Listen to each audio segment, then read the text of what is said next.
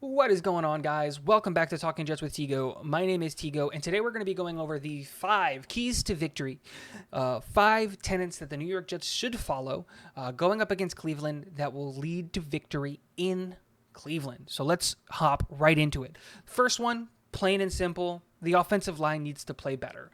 Outside of Elijah Vera Tucker, this offensive line unit played like absolute garbage.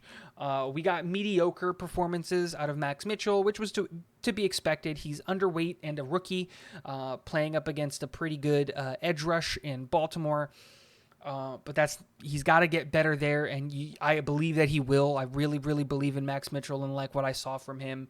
But to see what we saw out of our veterans on this offensive line in George Fant, Laken Tomlinson, and Connor McGovern is absolutely atrocious.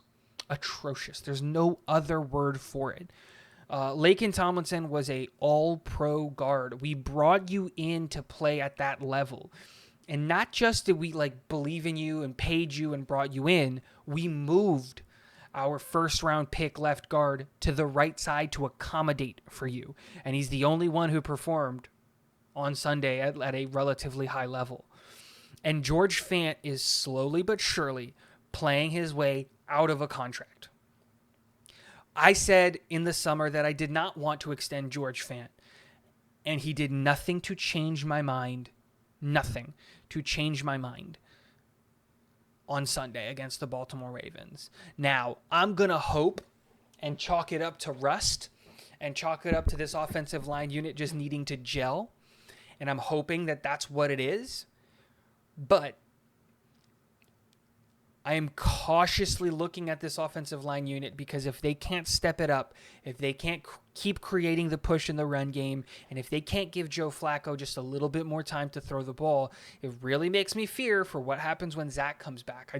I understand that we got Zach because he's dynamic and because he's got one of the crazier arms in the NFL, but that doesn't mean that I want him running for his life constantly. So we need to see better play from the offensive line. Keys to victory number 2. Mike LaFleur needs to be more creative. Mike LaFleur just needs to be better.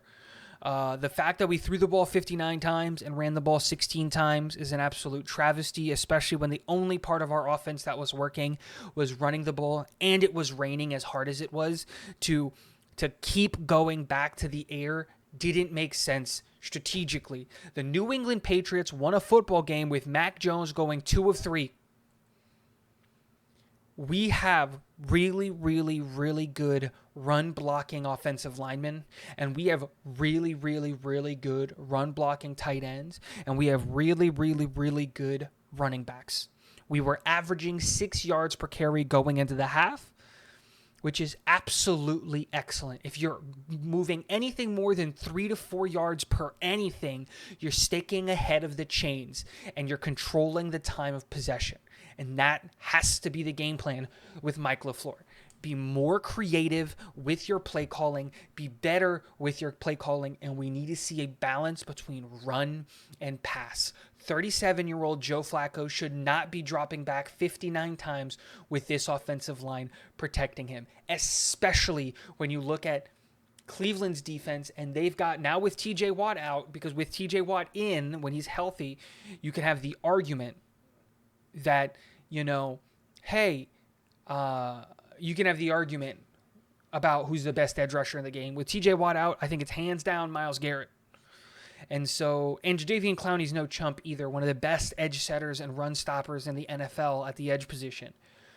Offensive line needs to step up. Mike LaFleur needs to be more creative, and we need to get the run game more involved and stick to it throughout the entire game.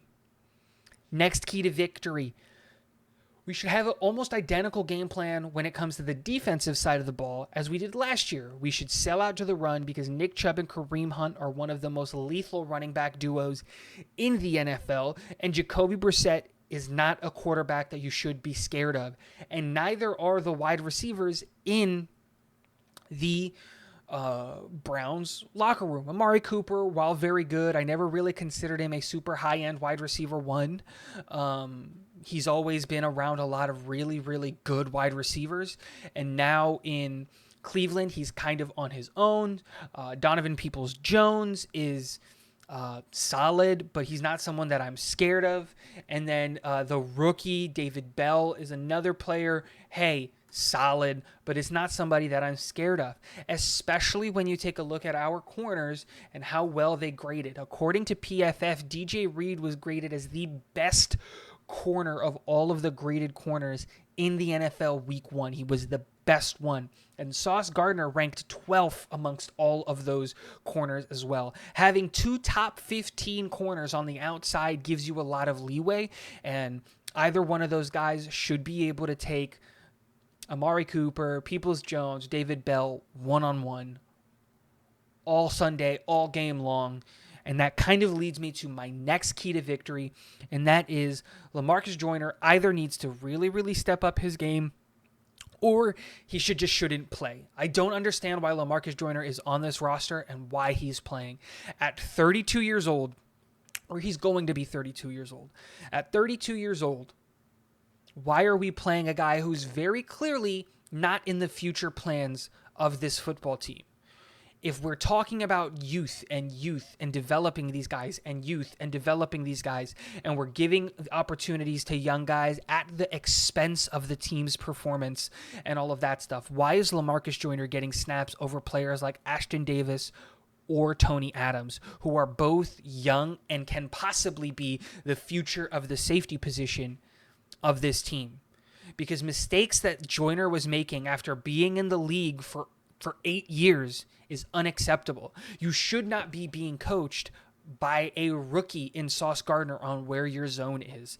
Joyner led to 2 explosive plays, one of them leading to a touchdown, and the other one was by Bryce Hall, who should, again, probably not see the field ever.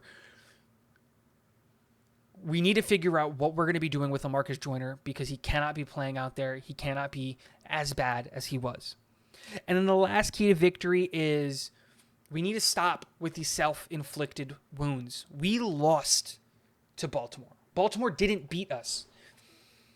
LaMarcus Joyner blows a play coverage, 55-yard touchdown to Rashad Bateman.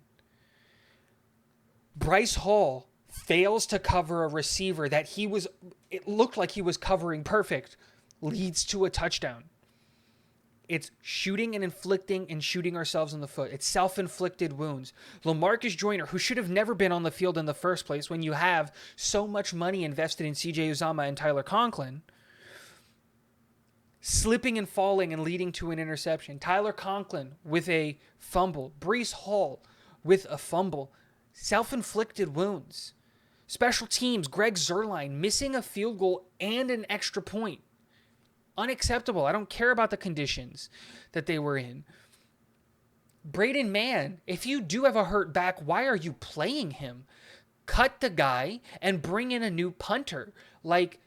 There's so many punters that are available, and I know that we did that now, but why were we playing him with a bad back week 1 against Baltimore? It just didn't make sense. If we can stop the self-inflicted wounds and do the other 4 things that I said, which is the O-line stepping up, Mike LaFleur being more creative in his play calling, having a very similar run, stop, focus game plan on defense like we did against Baltimore, and LaMarcus Joyner either stepping the crap up or not playing at all and playing in Tony Adams or Ashton Davis instead, we have a real good shot at possibly beating Cleveland. Cleveland's got a lot of really, really good things going for them.